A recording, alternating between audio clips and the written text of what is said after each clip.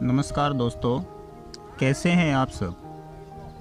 दोस्तों, मैं आपके लिए लाया हूं एक बहुत ही यूज़फुल वीडियो। आज हम इस वीडियो में बात करेंगे कि हैंड राइटिंग में किस प्रकार सुधार किया जा सकता है। आज के समय विद्यार्थियों की हैंड राइटिंग एक आम समस्या है, जिसकी वजह से हमारा विद्यार्थी वर्ग चिंतित भी रहता है, तरह तरह के प्रयास भी करता रहता है, फिर भी हैंड राइटिंग में अपेक्षित सुधार नहीं हो पाता। चलिए, आपका ज़्यादा समय नहीं लेते हुए आज हम कुछ ऐसे सीक्रेट बताने वाले हैं जिसकी वजह से आपकी हैंड राइटिंग में पर्याप्त सुधार देखने को मिलेगा। आपसे एक विनती है, वीडियो को अंत तक ज़रूर देखें, पसंद आए तो लाइक और सब्सक्राइब ज़रूर करें।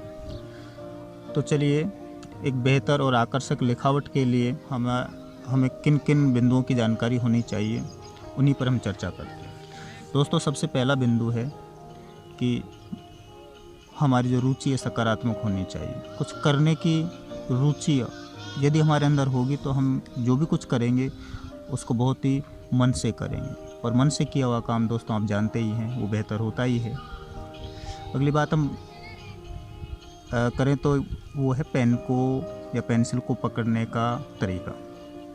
हमारे बहुत से विद्यार्थी ठीक से पेन को पकड़ नहीं पाते हैं।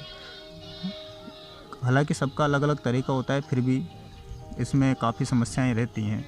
तो मैं आपको बता देता हूं कि सही तरीका क्या होता है। तो आप देखिए कि ये अंगूठा है और ये दो उंगलियों के बीच में, तीनों के बीच सेंटर से हमको पेन पकड़ना है। पेन का जो नोक होता है उससे लगभग 1 इंच दूर से हमको पेन को पकड़ना है, जहाँ रबड़ बैंड लगा होता है। अगली बात होती है कि हमको एक बेहतर पेन का चयन करना पड़ेगा।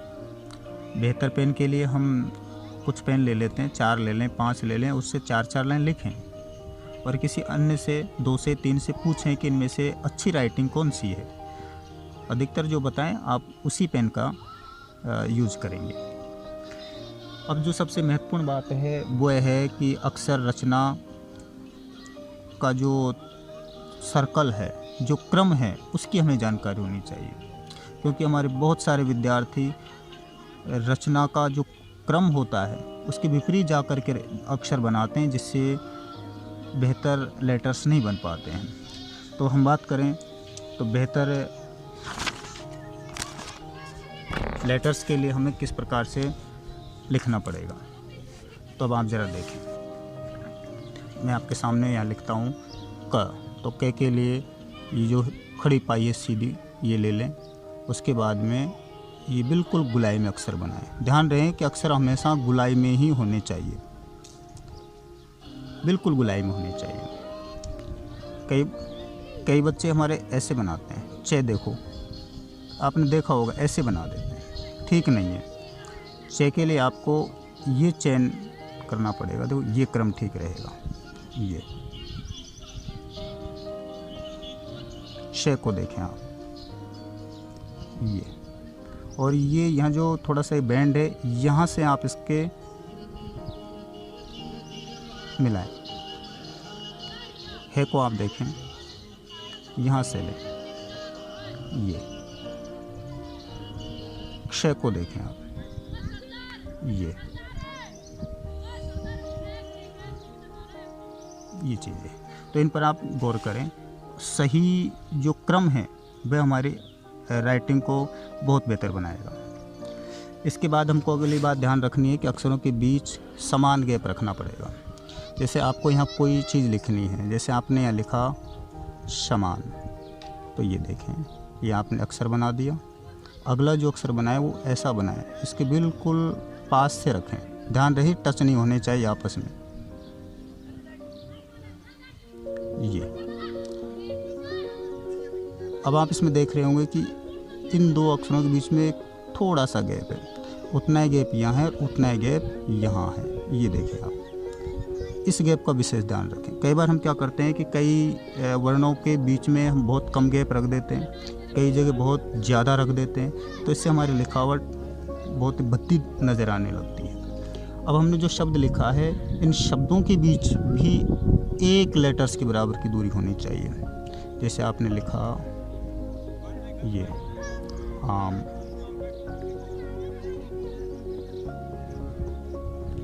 अगला शब्द हमको लिखना है तो इतना गैप छोड़ें कि इन दोनों शब्दों के बीच में एक लेटर्स तो आसानी से आ जाए। यहाँ ले लें आप, बहुत ज़्यादा दूर नहीं। ये देखो,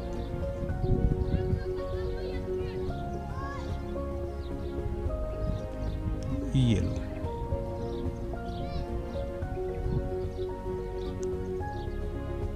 तो बराबर दूरी होनी चाहिए। आ और मैं के बीच जितनी दूरी है, खे और री के बीच भी उतनी है, री और दे के बीच भी उतनी है। तो प्रत्येक को आप देखेंगे तो बराबर दूरी आपको मिलेगी। अगर आप ऐसा करेंगे तो इससे भी आपकी राइटिंग बहुत अच्छी होगी। कई बार हम क्या कर देते हैं, अक्षरों को आपस में इतना नज़दीक लिख देते हैं कि वो आपस में टच हो जाते हैं, जबकि हिंदी वर्णमाला में कभी भी अक्षर एक दूसरे से केवल सिरों रेखा से टच होते हैं, अन्य कहीं से टच नहीं होते। नेक्स्ट बात है कि जो अक्षर हम बनाते हैं, जो लेटर्स बनाते हैं, वो सीधे और खड़े होने चाहिए, तिरछे नहीं। ऐसे ऐसे बिल्कुल नहीं लिखना है। ये लिखते हैं ऐसे कई राम, या इस तरह से लिख देते हैं,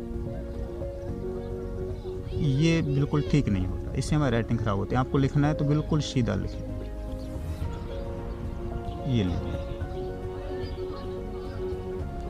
अगली बात होती है कि अक्षर सदैव गोलाकार या स्वस्थ होने चाहिए। जो भी हम अक्षर बनाएं वो बिल्कुल गुलाई में बनाएं। हमारा पेन बिल्कुल गुलाई में चले, गोलाकार आकृति बने। ये कहीं भी इसमें कोण नहीं बनने चाहिए।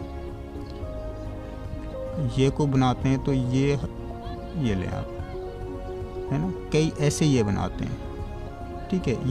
ये ठीक नहीं है, ये सही है। थे को आप देखें, ये ठीक होता है। कई ऐसे बनाते हैं, ठीक नहीं है। इनका हमको विशेष ध्यान रखना पड़ेगा। जब भी आप जिस नोटबुक पर अपनी राइटिंग सुधार रहे हैं या लिख रहे हैं तो ध्यान रहे कि नोटबुक एक मजबूत आधार पर टिकी होनी चाहिए।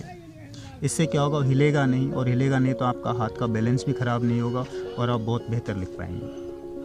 एक चीज़ दोस्तों और मैं आपको बताना चाह रहा हूँ, वो है सिरों रेखा लगाने का तरीका।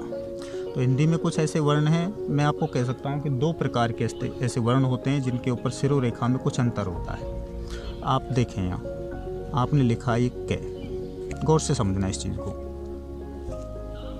अब कुछ बच्चे क्या करते हैं कि ये सिरों रेखा लगा दी, ठीक नहीं है दोस्तों। सिरों रेखा के लिए हमको क्या करना पड़ेगा कि दोनों साइड जो हमारा वर्ण है उसके दोनों तरफ देखो,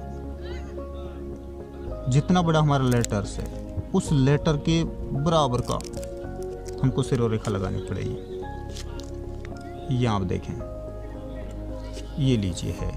अब है को इतनी सी नहीं लगानी हमको, है का आप देखो आकार इतना है तो हमको सिरों रेखा इतनी ही लगानी पड़ेगी। इसका हमें बहुत ध्यान रखना है। जैसे आपने कोई शब्द लिख दिया, ये शब्द लिखा आपने, ये देखिए यहाँ,